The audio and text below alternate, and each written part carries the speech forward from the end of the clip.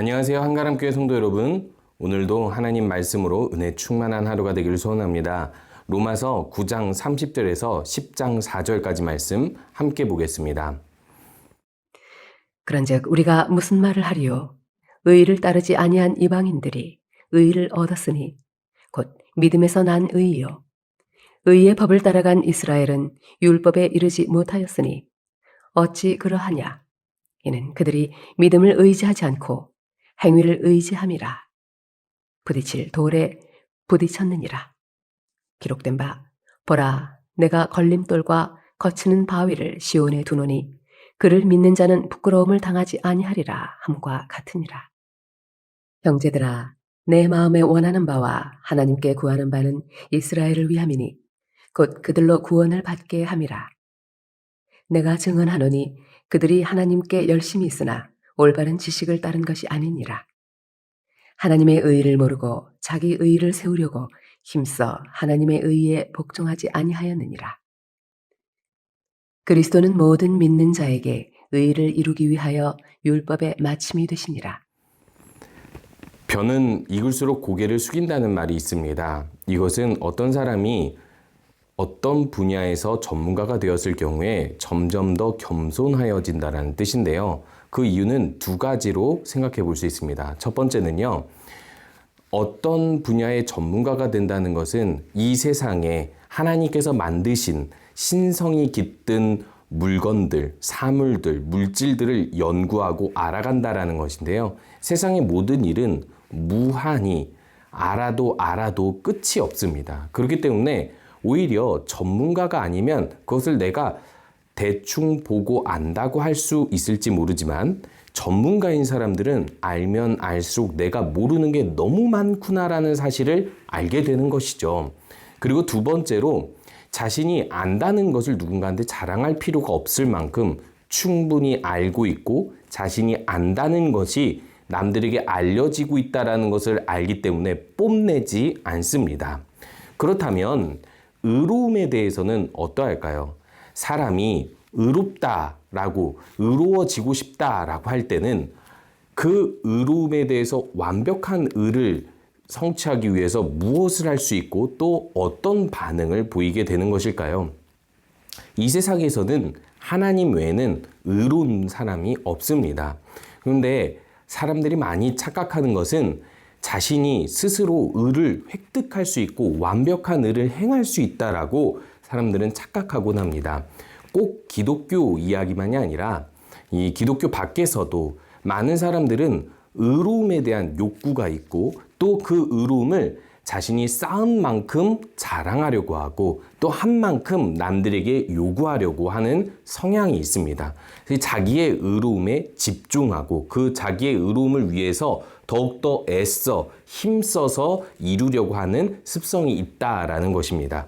그런데요, 동일하게 기독교 안에서 믿음이 있는 자들도 믿음으로 하나님께서 의로우심을 우리에게 수여해 주시고 의롭다 해주는 것을 기대하고 의지하는 것이 아니라 오히려 하나님께서 주신 의로움의 기준, 율법을 가지고 더욱더 내 의로움을 채우려고 하고 그 의로움을 채우기 위해서 더욱더 힘써 달려나가며 잘못된 열심을 행하는 경우가 있다는 것입니다. 그래서 10장 2절에서는 이렇게 이야기하고 있습니다. 그들이 하나님께 열심히 있으나 올바른 지식을 따른 것이 아니니라. 무엇 때문일까요? 자신이 스스로 의로워지고 싶기 때문인 것입니다. 온전하고 의로우신 하나님을 의지하려는 그 믿음으로 나아가면 우리들은 익을수록 고개 숙인 벼처럼 우리가 의로움을 얻기 위해서 불안해하거나 떨거나 혹은 그것을 좀 얻었다고 자랑할 필요도 없다라는 것이죠. 우리가 다 이룰 수 없는 의로움을 하나님께서 무한히 우리들에게 수여해 주셨다라는 그 은혜 아래 우리가 살기 때문인 것입니다. 그렇기 때문에 바울은 안타까워하면서 이스라엘이 믿음으로 하나님께 나아가지 못하고 예수 그리스도의 복음을 받아들이지 못하는 것에 대해서 안타까워하면서 계속해서 이 이방인들의 믿음으로 말미암은 의와 그리고 이스라엘이 자꾸만 이 자신의 의로움을 성취하기 위해서 걸려 넘어지는 이 부분을 대조하여 말씀하고 있는 것입니다. 먼저 오늘 이렇게 말씀하고 있습니다. 그런즉 우리가 무슨 말을 하리요? 의를 따르지 아니한 이방인들이 의를 얻었으니 곧 믿음에서 난 의요. 이방인들이 믿음으로 의를 얻었는데 그들은 의를 따르지 않던 사람들이라고 이야기합니다. 오히려 자신들이 노력해서 의로워지려고 했었던 사람들이 아님에도 불구하고 하나님의 의에 대해서도 잘 몰랐던 이들임에도 불구하고 믿음으로 이 의를 얻게 되었다라고 이야기하고요. 반대로 의의 법을 따라간 이스라엘은 그 율법에 이르지 못했다. 결국 율법이 요구하는 바를 도달하지 못했다라고 이야기를 하고 있습니다. 믿음으로 이방인은 처음부터 이 의의 도를 알지도 못했는데도 하나님의 의에 이르게 됐는데 믿음이 아니라 오히려 행위로 이 모든 의를 스스로 획득하려고 했었던 이스라엘은 율법이 요구하는 완전한 의에 도달하지 못했다라고 지적하고 있는 것이죠. 왜 그러할까요? 사실 이스라엘은요, 우리들이 인정해 줘야 될 사실이 있습니다. 이들은 어찌됐든 예수 그리스도께서 이 땅에 오시기 전에 하나님께서 선택하신 민족이며 무엇을 위해 선택하셨냐면 예수 그리스도를 품고 또 하나님의 나라를 그때까지 점진적으로 이루어갈 나라로서 하나님께서 남겨두신 민족이라는 것입니다. 그런데요, 우리가 중요한 사실이 있습니다.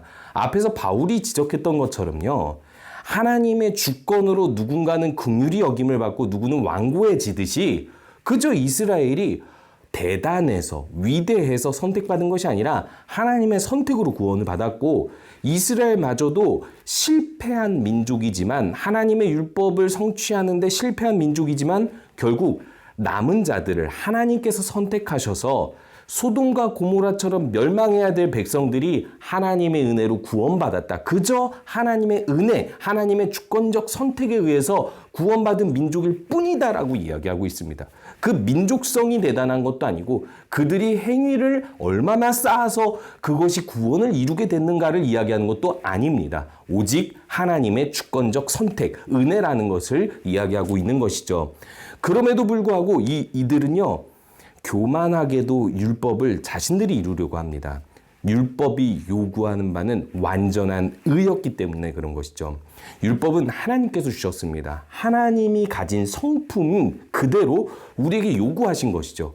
완전하게 의로우신 분은 하나님밖에 없는데 하나님께서 요구하신 율법을 어떻게 우리가 완전히 수행할 수 있겠습니까?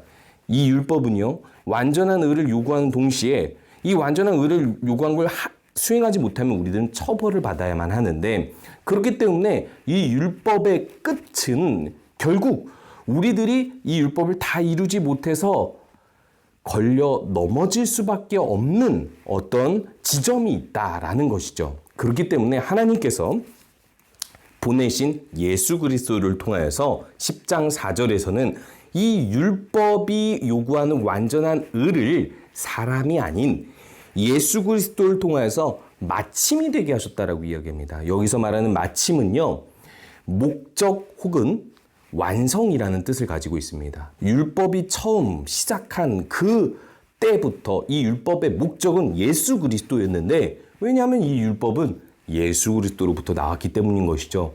그래서 예수 그리스도가 이 땅에 오셔서 모든 것을 완성하여 이룰 때까지 이 율법은 예수님이 오셔서 마침이 되기까지의 하나님께서 요구하신 말씀일 뿐인 것입니다.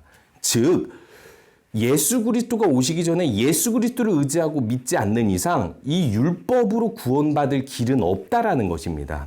율법이 요구하는 완전한 의를 인간이 스스로 이룰 수 없기 때문에 그런 것이죠. 그래서 예수님이 오셔서 율법의 마침이 되어주셨는데 이게 문제가 무엇이냐면 이스라엘에게는 이것이 걸림돌이 되었다라는 것입니다. 결국 율법이 요구하는 완전한 의를 율법이 마침이 되는 예수 그리스도로 완전히 이루어 주실 것이다. 믿음을 의지하고 이 율법으로 나오는 것이 아니라 이들은 결국 이 율법을 자신이 행하고 자신이 성취하려고 했기 때문에 걸림돌과 거치는 바위가 되어서 넘어지게 되고 하나님께로 온전히 나올 수 없게 되었다라는 것입니다. 이스라엘이라서, 이스라엘 민족이라서 그렇다는 것이 아닙니다. 율법을 잘못 대했기 때문입니다. 율법이 요구하는 완전한 의를 보고 이 완전한 의를 이룰 수 있는 분은 하나님밖에 없구나. 하나님께서 이 율법을 통해서, 그리고 또 율법의 마침이 되신 예수 그리스도를 통해서 우리에게 완전한 의를 이루어 주시기를 갈망하고 그 은혜 앞에 엎드려야 되는데 그러지 않았기 때문에 결국 걸려 넘어져 바울이 안타까워하듯이 하나님의 구원에 이룰 수 없게 되었다라는 것입니다. 여기서 중요한 것은요, 율법이 필요 없다, 허무하다, 쓸데없다가 아닙니다. 율법은 반드시 하나님께서 우리에게 요구하신 말씀이고 의로움의 행위들이기 때문에 예수 그리스도를 믿음으로 우리들은 더욱더 율법을 잘 행해야만 하는 것이죠. 그런데요, 율법을 통해서 구원을 이루려고 하거나 우리가 완전한 의로움이신 예수 그리스도를 의지하지 않고 믿음으로 의지하지 않고 율법을 대해서는 안 된다라는 것입니다. 마찬가지입니다. 우리가 기독교인이 되고 나서도 우리에게 찾아오는 유혹이 무엇입니까? 내가 의로움을 쌓으려고 하는 유혹입니다. 이건 인간의 본성이에요. 하나님 없이도 내가 의로운 어떤 행위를 해서 난 이런 의로운 행위가 있어 자랑하고 뽐내고 남들에게 그것을 강요하고 요구하고 싶어하는 본성. 하나님만이 아니라 나도 의로워라고 생각하고 싶은 그 착각. 이것이 우리들 안에 내재되어 있기 때문에 교회 생활을 하면서 우리들은 결국 갈등을 하게 되는 것입니다. 내가 쌓은 의로움, 내 방식이 더 옳아라고 이야기하게 되고요. 결국 내 방식대로 하지 않으면 남들은 의롭지 않은 것처럼 치부하게 된다라는 것이죠. 그런데요, 예수 그리스도를 믿음으로 율법을 행하는 사람들, 믿음 안에서 율법을 행하는 사람들은 벼는 익을수록 고개를 숙이듯이 더욱더 겸손해지고 하나님의 은혜 앞에 감사하면서 그저 서로가 그 은혜를 의지하도록 격려하며 그리고 서로를 더 이해하며 함께 하나 되어 주님께서 의를 이루시기를 간절히 구할 것입니다. 우리의 교회의 생활, 우리의 믿음 생활을 돌아보기 원합니다. 우리가 용서하기 힘든 사람들 있죠. 이해하기 힘든 사람들 있죠. 하나 되기 힘든 사람들이 있습니다. 기독교 안에는 믿음을 가진 이유로 여러 모양으로 나타나는 사람들이 있습니다. 그들과 우리가 함께 화합하고 화해하고 함께 주님의 의를 이루어 가려면요, 우리가 먼저 기억해야 할 사실은 우리의 의로움은 우리가 쌓는 것도 우리가 이루는 것도 아닙니다. 이 모든 것을 하나님이 보내신 예수 그리스도를 통해서 이루는 것이기 때문에 예수 그리스도의 은혜 앞에서 감사하며 또 겸손하게 주님의 의를 의지하면서 살아가는 우리 모든 성도님들 되시기 바랍니다. 우리 함께 기도하겠습니다.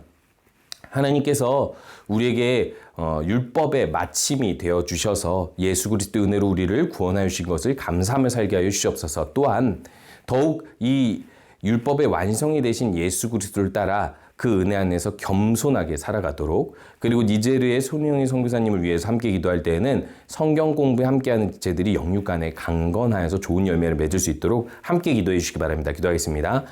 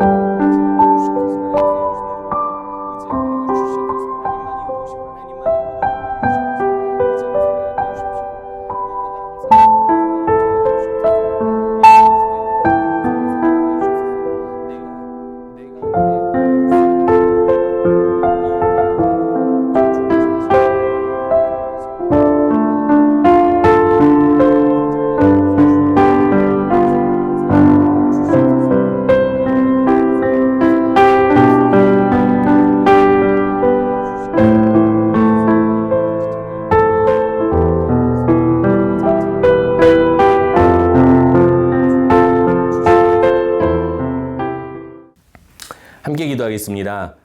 오늘도 하나님께서 말씀을 통하여서 우리에게 은혜를 주심을 감사드립니다. 우리가 스스로 의로움을 쌓으려고 하지 아니하고 우리의 완전한 의가 되신 예수 그리스도를 의지하며 살아가게 하시옵소서. 그리하여 감사함으로 서로를 섬기고 겸손함으로 배려할 수 있는 우리 모든 교회 공동체가 되게 하여 주시옵시고, 니제르의 송영희 선교사님 사역하는 그 모든 성경 공부 지체들에게도 항상 영육 간의 강건함을 허락하여 주시옵소서. 예수님의 이름으로 기도합니다. 아멘.